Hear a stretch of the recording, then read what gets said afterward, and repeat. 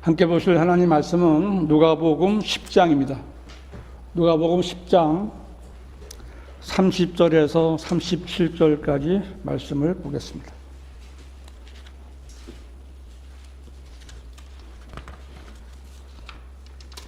(35절까지) 제가 읽고요, 36절, 37절을 한 목소리로 읽겠습니다.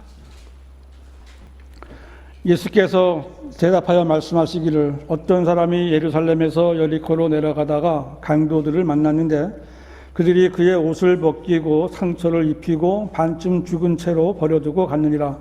그때 어떤 제사장이 우연히 그 길을 가다가 그를 보았으나 다른 편으로 지나갔으며, 또 마찬가지로 한 레위인도 그곳에 있다가 다가가서 그를 보고 다른 편으로 지나갔느니라.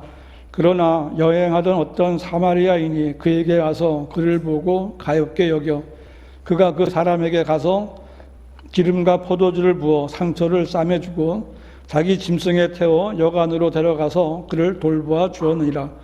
다음 날 그가 떠나며 2데나리온을 꺼내어 여관 주인에게 주면서 말하기를, 이 사람을 돌보아 주라. 비용이 얼마가 더 든다 해도 내가 돌아오는 길에 갚으리라고 하였느니라. 너는 이 세 사람 중에서 누가 강도들을 만난 사람의 이웃이었다고 생각하느냐고 하시니, 그가 말씀드리기를 그에게 자비를 베푼 사람이니다 라고 하더라. 그때 예수께서 그에게 말씀하시기를, 가서 너도 그와 같이 하라고 하시더라. 아멘. 가서 너도 그와 같이 하라는 제목으로 말씀을 드립니다. 이 한글 킹제임스 성경이 처음 나왔을 때 대부분의 신학자들과 목사들은 이 성경이 지금까지 봐왔던 개혁 성경과는 전혀 다른 바르게 번역된 성경인 줄 알면서도 고의적으로 한글 킹제임스 성경을 깎아내렸습니다. 그들은 바른 성경이 이제야 나왔다 이렇게 좋아한 것이 아니라 자기들이 못한 것을 이 대한항공의 조종사 출신인 이성호 목사가 했다는 것이 자존심이 상했던 거예요. 그래서 그들은 이성호 목사가 하지도 않은 말을 이렇게 앞뒤를 자른 그 말꼬리를 꼬투리 삼아서 이성호 목사를 이단이라고 몰아댄 겁니다. 원래 장로교 통합과 합동 측에서는 이단이라고 단정한 것은요, 이성호 목사나 성경침례교회나 한글 킹제임스 성경이 아니라 말씀보존학회라는 출판사입니다. 말씀보존학회는요, 직원이 한 3명이나 될까? 거기에 말씀보존학회가 이단이고요. 그거를 이단이라고 단정한 거죠. 이성호 목사나 또 한글 킹제임스 성경이나 성경 침례교회의 사역은요, 뭐 이단이라고 단정할 건덕지가 전혀 없잖아요. 그러니까 할 수 없이 말씀보존학회라는 그런 출판사를 이단으로 몰아댄 거예요. 원래 이 말씀보존학회의 대표가 이제 이성호 목사니까 이성호 목사는 이단이다 이렇게 돼버린 겁니다. 교단 신학자들과 목사들은 시기심으로 기독교인들에게 바른 성경을 보지 못하게 했고요. 그들과 동조한 출판사들이나 대형 기독교 서점들 역시 그 말씀보존학회에서 출간된 한글 킹제임스 성경이나 그 진리의 서적들을 받지도 않고 팔지도 않았던 거예요. 이게 대한민국의 그 목사들이고 신학자들입니다. 그들은 다른 사람들과 같이 악을 도모하기 위해서 진리를 저버린 거예요. 소위 기독교라는 종교 안에는 이런 무지하고 교만한 자들만 있는 것이 아니라 하나님의 말씀을 자기 멋대로 해석해서 하나님을 모독하는 자들이 아주 많이 있습니다. 얼마 전에 서울에서 퀴어 축제가 있었는데요. 그 동성애 연애자들이 미친 짓을 하는 거죠. 근데 목사라는 자들과 기독교인이라는 자들이 이 축제에 가서 예수님께서 원수를 사랑하라고 했는데 성소수자는 내 원수도 아닌데 사랑하지 못할 이유가 뭐가 있겠느냐고 말했다는데요. 이들은 목사나 기독교인이 아니라 하나님을 대적하는 인본주의자들이고 마귀의 종들입니다. 그들은 자신들을 그리스도인이라고 목사라고 하지만 그들은 그들이 믿는 성서에 기록된 인간 예수를 믿는 것이지 모든 인류의 죄들을 위해 죽으시고 장사되셨다가 다시 살아나신 예수 그리스도를 믿는 것이 아닙니다. 그들은 선한 사마리아인이 되고 싶은 것이지 그리스도인이 되고 싶은 사람들이 아닌 거예요. 오늘 말씀은 이제 그런 인본주의 사상을 가진 사람들이 아주 좋아하는 그런 성경 내용 가운데 하나인데요. 성경은 사람의 의에 대해서 더러운 걸레와 같다고 말씀하십니다. 그런데 자기 의를 자랑하는 죄인들이 교회에 들어가서도 자기 의를 자랑하고 싶어하는 거예요. 그런 사람들은 유독하게도 이 선한 사마리아인의 비유를 자신들의 행위에 대한 기준으로 삼기를 좋아하는 겁니다.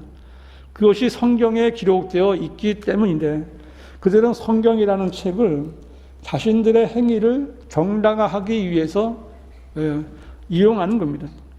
이 선한 사마리아인의 비유는 앞에서부터 보면 내용이 그래요. 한 율법사가 예수님을 시험해서 선생님, 내가 영생을 상속받으려면 어떻게 해야 하리까? 라는 질문에서 시작된 비유인데 주님께서 율법에는 무엇이라고 기록되어 있으며 너는 어떻게 읽느냐고 물으셨는데 그는 너는 내 마음을 다하고 혼을 다하고 힘을 다하고 생각을 다하여 주 너의 하나님을 사랑하라. 또 내 이웃을 내 자신과 같이 사랑하라고 하였나이다. 라고 앞에 27절에 이렇게 대답을 했습니다. 그의 말은 성경적으로 전적으로 옳은 말이에요. 주님께서도 내가 옳게 대답하였도다. 이것을 행하라. 그러면 내가 살리라고 말씀하셨어요. 그런데 그 율법사는 그 율법의 말씀은 알고 있었지만 그 말씀들은 지키지 않는 위선자였습니다. 그래서 그 율법사는 자신을 의롭다고 주장하고 싶어서 주님께 한마디 더 묻는 거예요. 그런데 누가 나의 이웃이니까? 라고 이제 다시 물었습니다. 스스로가 율법을 말씀을 지키지 않았기에 그 말씀의 정죄에서 벗어나려고 둘째 계명에 이웃에 관한 의문을 제기함으로써 자기 정당화를 시도했던 겁니다. 이거는 이제 우리가 성경을 가지고 논쟁하려는 사람들이 주로 사용하는 방법이에요. 성경이 말씀하시잖아요. 교리와 책망과 바로잡음과 의로 훈육하기에 유익하니 가장 중요한 게 교리입니다. 근데 교리는 상관이 없이 엉뚱한 것을 가지고 문제를 삼으려고 하는 겁니다. 그래서 그 논쟁이 커지는 거예요. 결국은 아무런 소득이 없이 분쟁은 끝나고 마는 겁니다. 바로 이때 주님께서 선한 사마리아인의 비유를 말씀하신 건데요. 그런데 이 비유는 이 배교한 기독교계와 교회들에서 선한 사마리아인처럼 사회 봉사와 국내의 선교 등에 온 힘과 열정을 쏟아왔다. 또 우리는 온갖 악재 속에서도 선한 사마리아인의 대의와 사명을 지키고 있다는 식으로 즐겨 인용하는 비유입니다. 그러니까 중요한 거는 전혀 상관이 없이 어떤 자기들이 하고 싶은 것을 성경에서 골라다가 자기들의 교리처럼 삼아버린 겁니다. 주님께서는 교회들에게 이 선한 사마리아인이 되라고 말씀하신 적이 없어요. 그런데 그들은 그 비유 속에서 행해진 사마리아인의 선행을 자신들의 종교적인 욕구를 합리화시키는데 써먹고 있는 겁니다. 그러나 그들은 주님이 말씀하신 이 비유의 뜻에서 훨씬 벗어나서 엉뚱한 일을 하고 있는 겁니다. 성경은 사람이 자의적으로나 사사로이 해석하면 무슨 일이든지 무슨 사상이든지 주장할 수 있는 위험한 책입니다. 그래서 성경은 하나님의 일꾼으로 인정받기 위해서는 진리의 말씀을 올바로 나누어 공부해야 한다라고 명령을 하신 겁니다. 그 하나님의 말씀은요, 성경 한 구절에 초림과 재림이 나오는 거예요. 한 구절에 2000년의 그 시간이 남아있는 겁니다.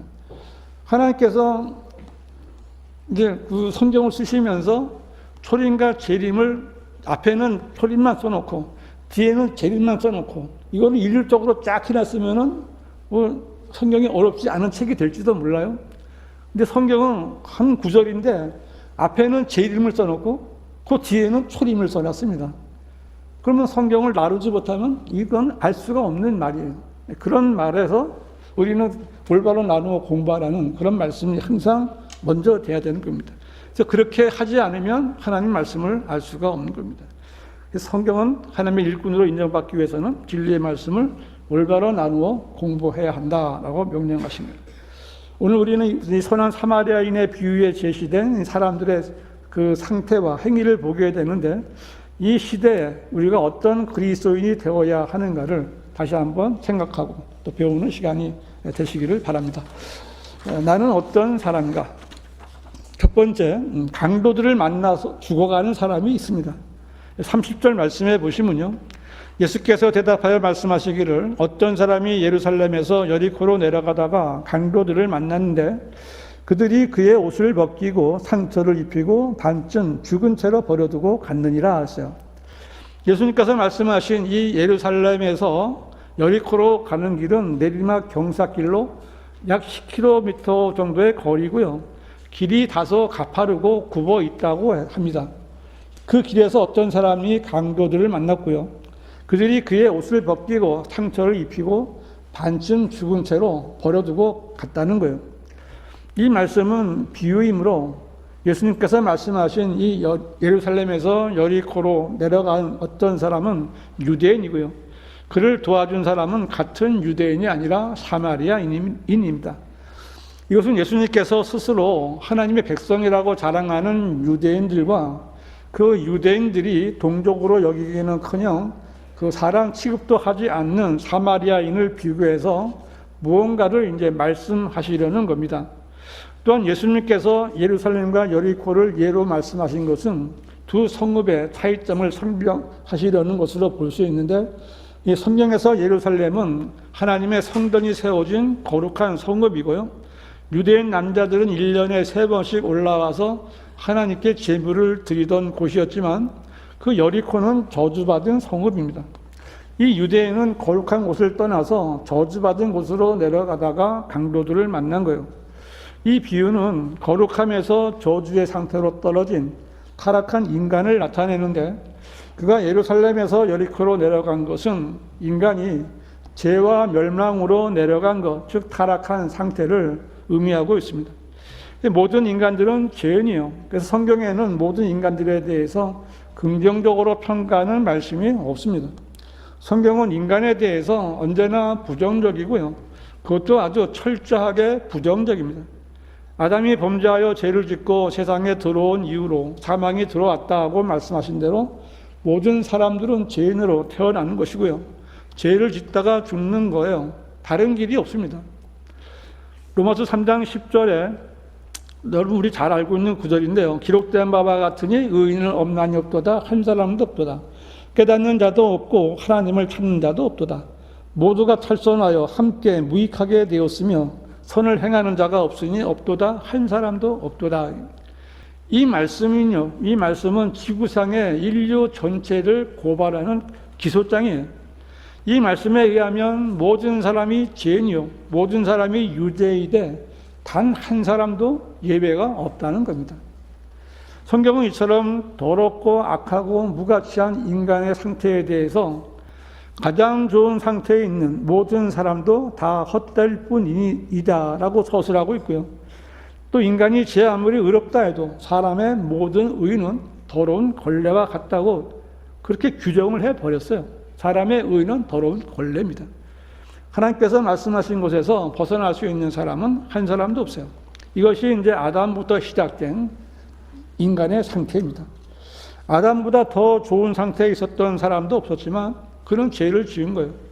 다윗도 그랬고요, 솔로몬도 그랬고요, 아브라함도 그랬고, 바울도 그랬고, 베드로, 야고보, 요한, 조지 워싱턴, 무디, 하여튼 우리가 알고 있는 그 어떤 훌륭한 인물들, 그것도 이들이 인간으로서 최상의, 최선의 상태를 견지하고 있던 그 최절정의 위대한 순간에도 이들은 모두 무가치한 인간에 불과했다라고 성경은 말하고 있는 겁니다. 여기에는 나는 아니다 라고 말할 수 있는 사람은 한 사람도 없는 거예요.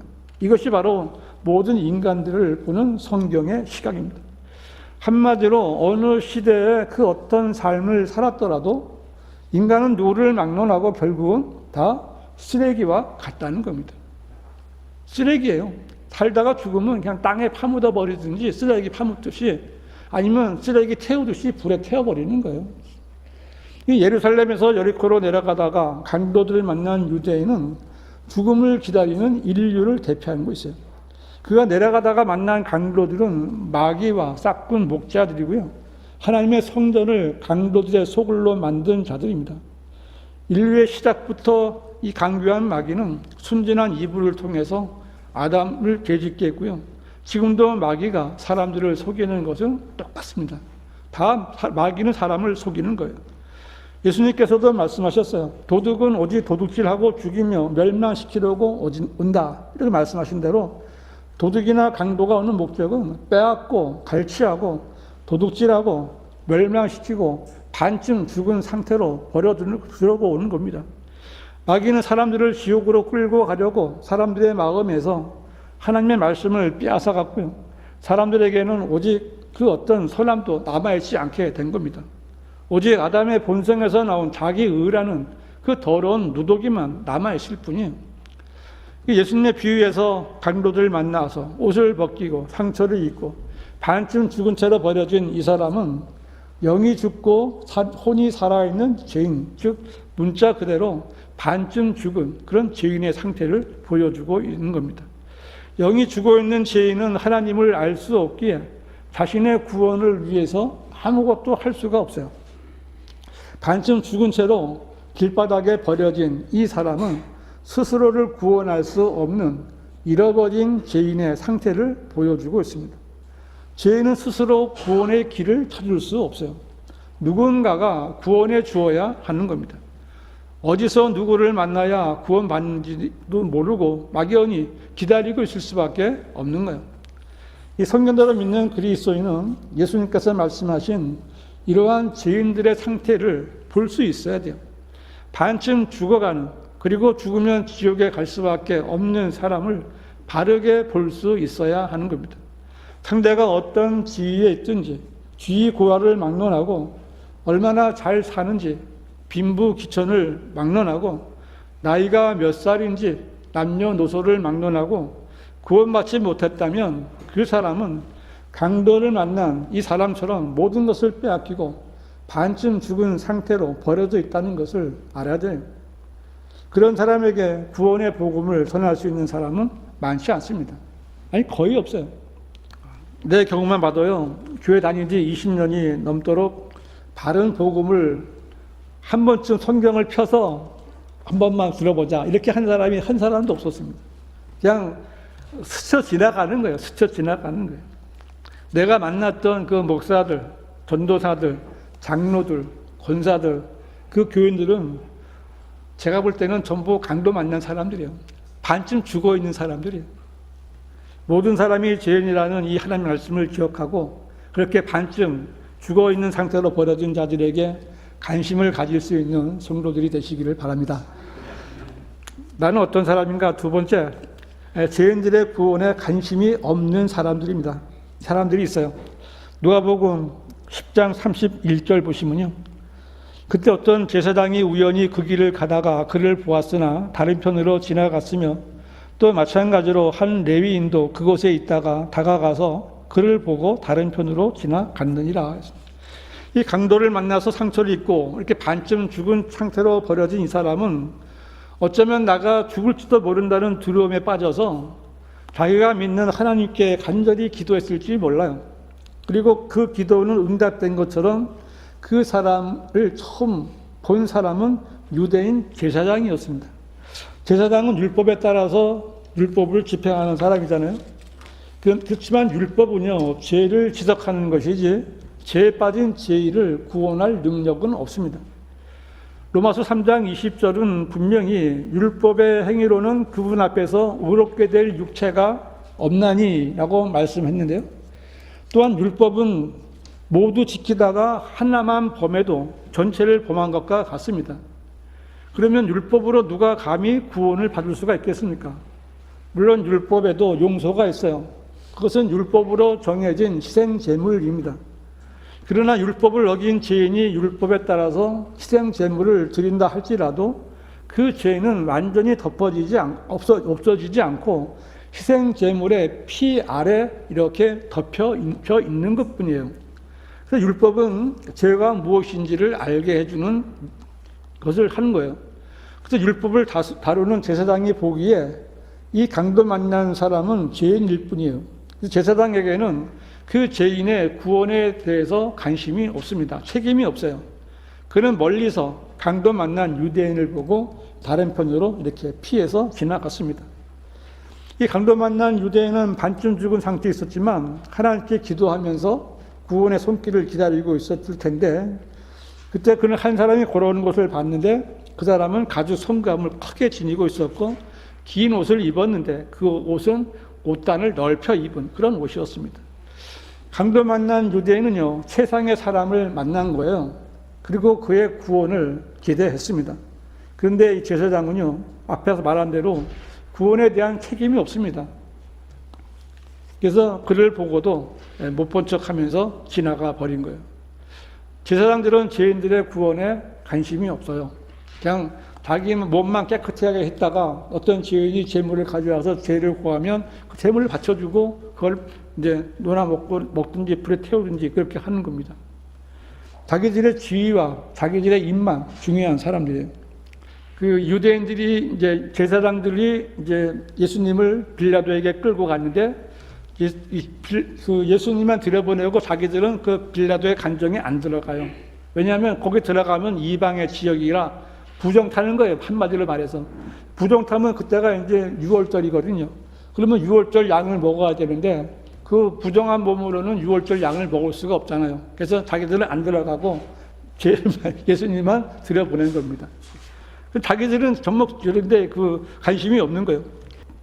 6월절 양을 먹어야 되는데 로마 총독인 빌라도의 궁전은 이방인들의 영역이기 때문에 유대인들에게 이제 더러운 장소로 여겨졌기 때문에 그 더러운 장소에 가서 자신을 더럽히면 6월절 양을 먹을 수 없다 이렇게 생각했기 때문에 그렇게 한 겁니다. 그들은 율법에 규정된 자신들의 정결함을 지키기 위해서 인류의 구원주이신 예수 그리스도를 죽이라고 빌라도에게 넘겨주는 죄를 짓고 있었던 겁니다. 그들은 죄인들의 구원에는 전혀 관심이 없는 그런 사람들이었던 거예요. 지금 교회 시대로 본다면 이 손에 손감을 들고 긴 옷을 입은 이 제사장은 로마 가톨릭 사제들의 모습인데요. 이 제사장이 길에 쓰러진 유대인을 보았으나 그냥 다른 편으로 지나쳐 갔듯이 로마 가톨릭의 사제들 또한 이 세상에서 죄인들의 구원에 대해서 가장 관심이 없는 무리들입니다. 전혀 관심이 없습니다. 그들은 죄인들의 구원에는 전혀 관심이 없고요. 오히려 사람들의 혼들을 상품으로 취급해서 돈을 벌려고 하는 자들일 뿐이에요. 그들은 면죄부를 팔아서 돈을 벌었고요. 연옥설이라는 마귀의 교리를 만들어서 죽은 남편의 구원을 빙자하여 길게 기도하면서 가부들의 집을 삼키는 자들입니다. 이 강도 만난 사람이 제사장이 무관심하게 다른 편으로 지나간 것을 보고 실망하고 있을 때 또 한 사람이 그를 보았는데 그는 레위인이었습니다. 강도 만난 사람이 기대를 했지만 이 레위인은 그 사람에게 다가와서 상태를 살펴본 뒤에 그 제사장이 했던 것과 같이 다른 편으로 지나가고 말았습니다. 이 레위인 역시 죄인들의 구원에는 관심이 없는 사람입니다. 그는 율법을 알고 있었지만 지키지 않은 거예요. 율법에는요, 이런 말씀이 있어요. 신명기 22장 1절에 있는 말씀인데요. 너는 내 형제의 소나 그의 양이 길 잃은 것을 보거든 내 스스로 못 본 채 하지 말고 너는 어떤 경우라도 그것들을 내 형제에게로 데려갈지니라. 만일 내 형제가 내게서 가까이 있지 않거나 혹시 내가 그를 알지 못하면 너는 그 짐승을 내 집으로 끌고 가서 내 형제가 그 짐승을 찾을 때까지 너와 함께 두었다가 그에게 그 짐승을 다시 돌려줄지니라. 이것이 이제 하나님께서 유대인에게 주신 율법입니다. 여기서 이제 형제란 자기 직계 가족을 의미하는 것이 아니라 이스라엘 민족 전체를 의미하는 겁니다. 그래서 이스라엘 사람들은 길을 잃은 소나 양을 보았을 때 못 본 채 한다. 그것은 율법을 어기는 죄를 지은 거예요. 길 잃은 그 소나 양을 발견하면 자기 집으로 끌고 가지만 자기의 것으로 취하지 않는 것은 물론이고 그 집주인이 찾으러 올 때까지 잘 보살펴 주어야 하는 겁니다. 이게 율법이에요.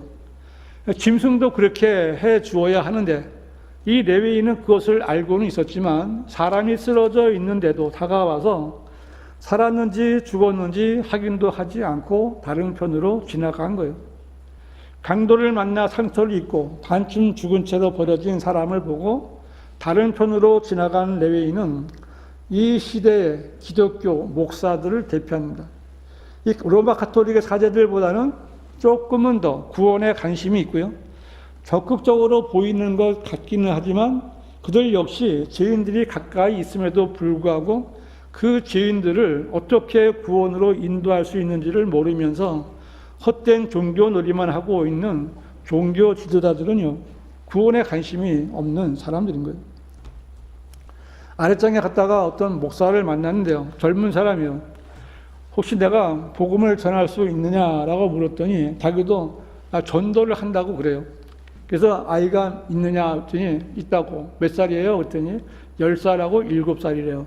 그래서 내가 7살짜리는 아직 몰라도 그 10살짜리 아이는 구원을 받았느냐라고 물었더니 이 아이들은 하나님께서 지켜주시고 인도하시는 것이지 자기는 기도만 하면 됩니다. 이렇게 말했어요.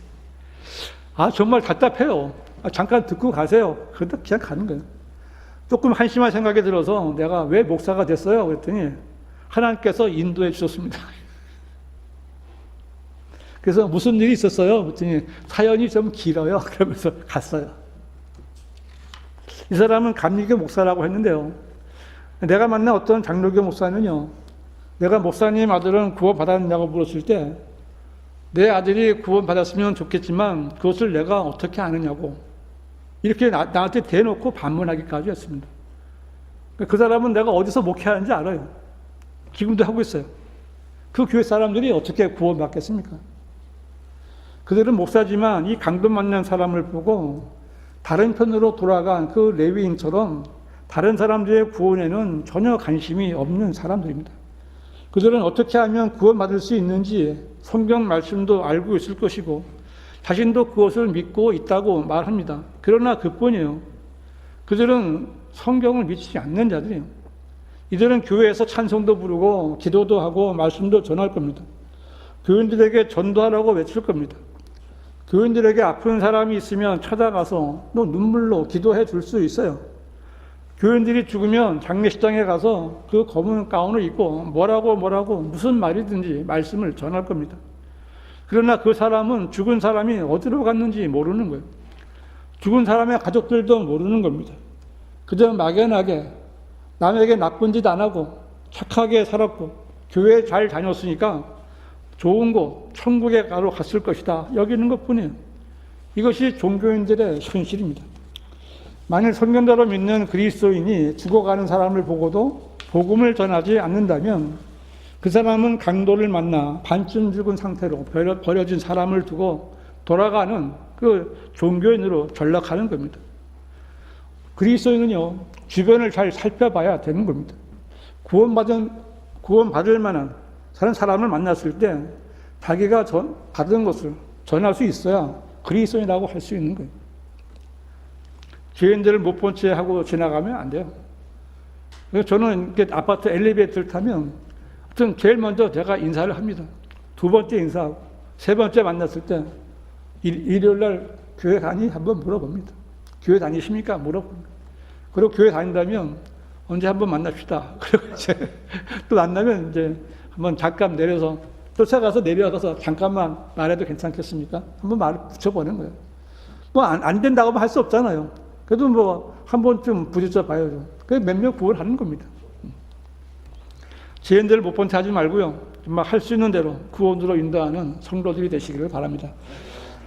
나는 어떤 사람인가? 세 번째, 죄인들을 가엾게 여기고 돌봐주는 사람이 있습니다. 누가복음 10장 33절 보시면요. 그러나 여행하던 어떤 사마리아인이 그에게 와서 그를 보고 가엾게 여겨 그가 그 사람에게 가서 기름과 포도주를 부어 상처를 싸매주고 자기 짐승에 태워 여관으로 데려가서 그를 돌보아 주었느니라. 그 다음 날 그가 떠나면서 2데나리온을 꺼내어 여관 주인에게 주면서 말하기를 이 사람을 돌보아 주라. 비용이 얼마가 더 든다 해도 내가 돌아오는 길에 갚으리라고 하였느니라 했습니다.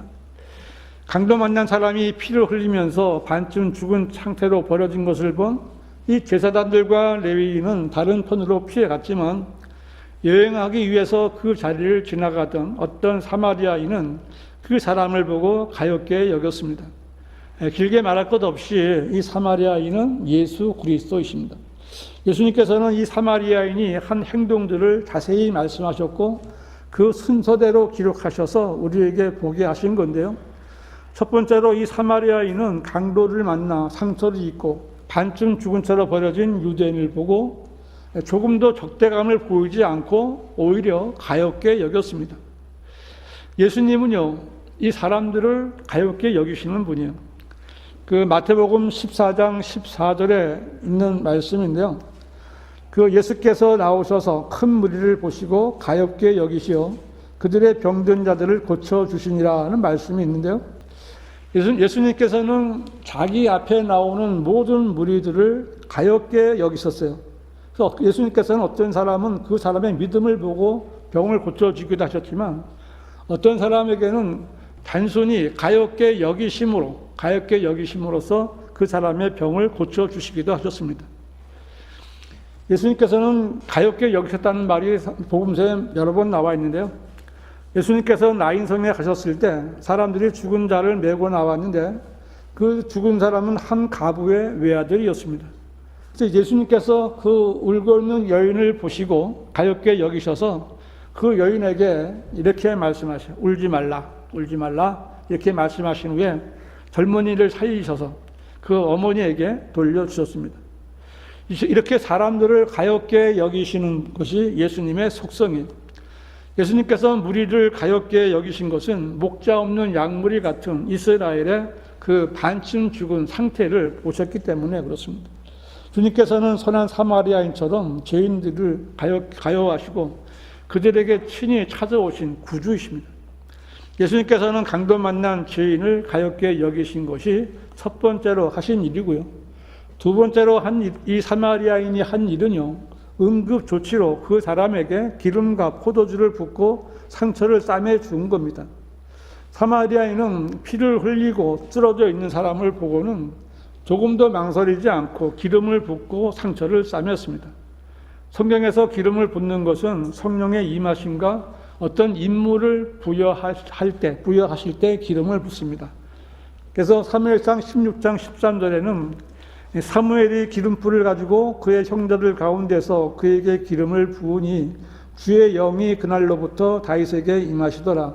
그리하여 사무엘이 일어나서 라마로 가니라 했는데 그 하나님께서 다윗을 왕으로 삼으시고 기름을 부으실 때부터 하나님의 영은 다윗에게 임했다고 했습니다. 이 선한 사마리아인이 강도 만난 유대인의 상처를 싸매주고 또 부은 기름과 포도주는 십자가 이후에 강림하신 성령님을 예표하는 겁니다. 그 예수님께서 우리를 가엾게 여기시고 대속물이 되어주신 거고요. 성령께서는 우리 상처 입은 우리들을 구원해 주시기 위해서, 보호해 주시기 위해서 오신 거예요. 그 다음에 세 번째로 이 사마리아인이 한 일은 그 유대인을 자기 짐승에 태워서 여관으로 데리고 가서 돌봐준 겁니다. 실제로 사마리아인과 유대인들은요, 사이가 좋지 않았습니다. 유대인 종교 지도자들은 예수님을 비난하면서 내가 사마리아인이며 마귀에 들렸다고 한 우리가 올바른 말한 것이 아니냐라고 말한 적이 있는데요. 그만큼 유대인들은 사마리아인들을 혼혈 족속으로 여겨서 그 이스라엘 피가 흐르지 않는 민족으로 적대시했고 천대했던 거예요. 그런데 이 선한 사마리아인은 그 상처받은 사람이 유대인이든 아니든 전혀 개의치 않고 이 유대인을 돌봐준 겁니다. 이것은 이제 로마서 5장 8절에 우리가 아직 죄인이었을 때 그리스도께서 우리를 위하여 죽으심으로써 하나님께서는 우리를 향한 그의 사랑을 나타내셨느니라고 말씀과 일치하는데 예수님께서는 이렇게 연약해져서 움직일 수도 없고 죄인이기 때문에 죽을 날만 기다리고 있는 우리를 위하여 대신 죽으심으로써 그분의 사랑을 나타내셨을 뿐만 아니라 이 죄인들과 동행하시면서 돌봐주시는 분이신 거예요. 그냥 살려만 놓고 그냥 버려둔 게 아니라 동행해 주시는 겁니다. 이 선한 사마리아인이 그 유대인을 죄인을 상징하는 짐승인 나귀에 태워서 데려간 여가는 예수님의 죽으심으로 인해서 생겨난 하나님의 교회를 예표하는 겁니다. 따라서 나귀는 교회에 들어온 회심한 죄인을 상징하는 거고요. 이 새로운 성도는 이제 그 여간에서 말씀을 통해서 주님과 동행하는 법을 이제 배워야 하는 겁니다. 회복이 되는 거죠. 그 다음에 네 번째로 이 사마리아인이 한 일은 떠날 때 돈을 주면서 이 사람을 내가 올 때까지 돌봐주라는 부탁을 한 겁니다. 이것은 한번 호의를 보인 것으로 끝나지 않고 지속적인 그런 자비하심과 사랑을 나타내는 겁니다. 고린도후서 9장 8절에 이 말씀이 있어요. 하나님께서는 너희에게 모든 은혜를 넘치게 하실 수 있나니 모든 것을 언제나 너희가 필요한 대로 가질 수 있게 하심으로 모든 선한 일에 넘치게 하시려는 것이다 그랬습니다. 이것이 지금 이 사마리아인이 이 강도 만난 사람에게 한 일이고요. 예수님께서 우리 구원받은 성도들에게 하시는 일입니다. 이 구절은 우리가 주님의 보호 아래 있다면 언제든지 무엇인가를 하고 싶을 때 우리가 필요로 하는 것을 무엇이든지 얼마든지 주님께서 주실 것이다 라고 말씀하고 있는 겁니다. 비록 지금은 주님의 몸이 우리의 곁에서 떠나 계시지만 주님께서는 우리의 모든 것을 알고 계시고요. 우리의 필요를 우리보다 더 잘 알고 계시고요. 지속적으로 돌봐주고 계신 겁니다. 이러한 주님의 보호 아래 있는 성도들은 다른 일에 염려하지 않고 주님께서 원하시는 모든 선한 일에 자신의 몸을 드릴 수 있는 겁니다. 그리고 다섯 번째로 이 선한 사마리아인이 한 일은 다시 돌아와서 갚아준다는 겁니다. 내가 다시 온다는 거예요. 요한계시록 22장 12절에 보라 내가 속히 오리니 내가 줄 상이 내게 있어 각 사람에게 그의 행위에 따라 주리라 했어요. 이 여간 주인이나 강도 만났다가 사마리아 사람에게 구도된 죄인은 모두 다 구원받은 성도들입니다. 주님께서는 그리스도인들에게 내가 다시 오실 것, 올 것을 또 주님께서 다시 오실 때는 각 사람이 그들이 한 행위에 따라 상으로 갚아 주실 것을 약속하신 거예요. 그 내가 올 때까지 돌봐주다 그러면 모자란 돈을 다 주겠다는 거죠. 여간 주인한테. 그래서 주님이 다시 오셨을 때 휴거되어서 그리스도의 심판석에 선 그리스도인들은 자신들이 주님을 위해서 한 일에 대한 대가를 받게 될 겁니다. 이 선한 사마리아인은요, 자신을 위해서가 아니라 강도 만나서 상처를 입고 반쯤 죽은 상태로 버려진 그 사람을 위해서 자신이 가진 것을 주었고요. 그의 미래까지도 책임지고 돌봐준 겁니다. 이것은요, 사람이 어떤 사람을 돕고 잠시 생색을 내려는 것이 아니라 진심에서 우러나오는 보살핌이었고요. 자비이고요. 사랑인 거예요. 우리는 지금 이러한 주님의 관심과 사랑을 받고 있는 겁니다. 자신이 주님으로부터 받은 것을 잘 돌아봐야 돼요. 정말 하나님께서는요, 우리 주님께서는 우리에게 정말 말로 다 할 수 없는 것을 정말 많이 주신 겁니다. 내가 받은 것을 다시 한번 잘 돌아보고 감사하는 성도들이 되시기를 바랍니다. 이 선한 사마리아인의 비유의 결론은 예수님께서 직접 이제 말씀하셨는데요. 누가복음 10장 36절 보시면요. 너는 이 세 사람 중에서 누가 강도들을 만난 사람의 이웃이었다고 생각하느냐고 하시니 그가 말씀드리기를 그에게 자비를 베푼 사람이니다 라고 하더라. 그때 예수께서 그에게 말씀하시기를 가서 너도 그와 같이 하라고 하시더라 했습니다.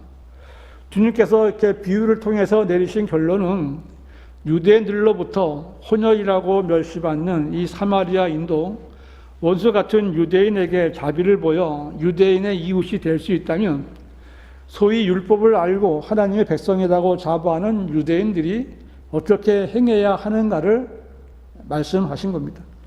이것은요, 교회가 이 세상 죄인들을 물질로 돕는데 앞장서야 한다거나 동성연애자들을 사랑해야 한다는 것을 말씀하는 것이 아니라 박해받는 자들에게 악으로 갚지 않으면, 박해하는 자들에게 악으로 갚지 않으면 하나님께서 갚아주신다는 이 신약적인 원칙을 천명하고 있을 뿐입니다. 이 말씀을 가지고 세상을 사랑하고 세상을 위해서 봉사하라고 설교하는 자들은 잘못된 말씀을 전하고 있는 겁니다.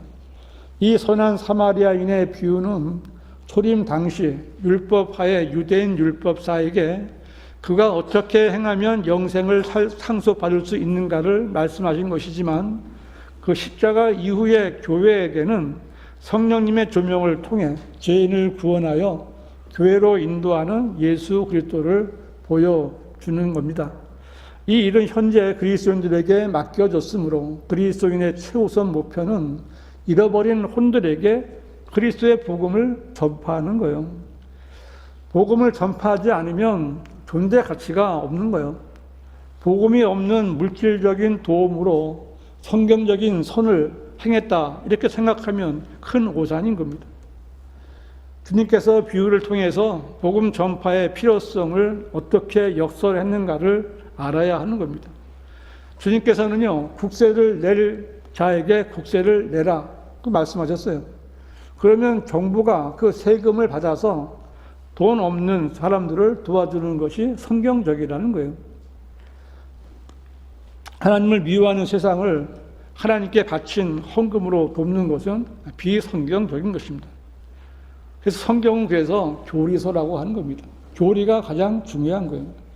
교리에서 벗어난 거, 그냥 누군가를 책망하거나 조금 가르쳐 주는 거, 이런 거 갖고 갑론을박할 필요가 없습니다. 성경이 무엇라고 말씀하셨는가, 그것만 가르쳐주면 되는 겁니다. 이 선한 사마리아인의 비유에 담긴 죄인의 구원에 관한 말씀과 교리를 바르게 찾아야 되는 겁니다. 구원 없는 교육이 저주이듯이 구원이 없는 봉사 역시 저주인 겁니다. 요즘 특히 기독교인들이라고 하는 사람들은 다른 사람들을 도와주는 것을 최우선으로 여기는 겁니다. 제가 그 전에 있던 교회에도 이제 크리스마스가 되면요, 그 목사가 미리 강구를 합니다. 이번에 성탄절에 들어오는 헌금의 몇 프로는 불우 이웃을 위해서 사용하겠습니다. 그러면 헌금이 다른 때보다 더 많이 나오는 거예요. 그것을 이제 교회가 하는 겁니다. 잘못된 거죠. 그냥 이 선한 사마리아인의 비유를 세상 죄인들을 향해서 하는 거죠. 교회는요, 성도들에게 성경을 바르게 가르쳐서 바른 믿음과 바른 실행을 하게 하는 것이 그 교회의 사명인 겁니다. 지금은 주님께서 하신 일 가운데 우리를 이제 구원해 주시고 떠났다가 다시 돌아오실 일만 남아있는 겁니다. 곧 주님이 오실 겁니다. 우리가 주님이 속히 오시라고 이렇게 소망하고 있는 것처럼 주님도 우리를 보고 싶을 겁니다. 자기 피를 흘려서 태어난 그 자녀들이잖아요. 얼마나 보고 싶겠습니까? 엄마가 자기 자녀들을 보고 싶고, 뭘 어디 가면 보고 싶고, 가까이 하고 싶고, 그건 왜 그런 거예요? 내 배를 통해서, 내 아픔을 통해서 낳기 때문에 그런 거 아닙니까? 하지만 예수님께서는 자기 생명을 주셔서 우리를 값주고 사신 겁니다. 아마 우리들보다 주님이 우리를 더 빨리 보기를 원하실 겁니다. 누구에게 보여주려고 하는 것이 아니라 정말 내가 받은 사랑을 갚는 심정으로 이 일을 잘 감당해서 주님이 오셨을 때 칭찬을 받고 존귀와 영광을 누리는 성도들이 되시기를 바랍니다. 기도하시겠습니다.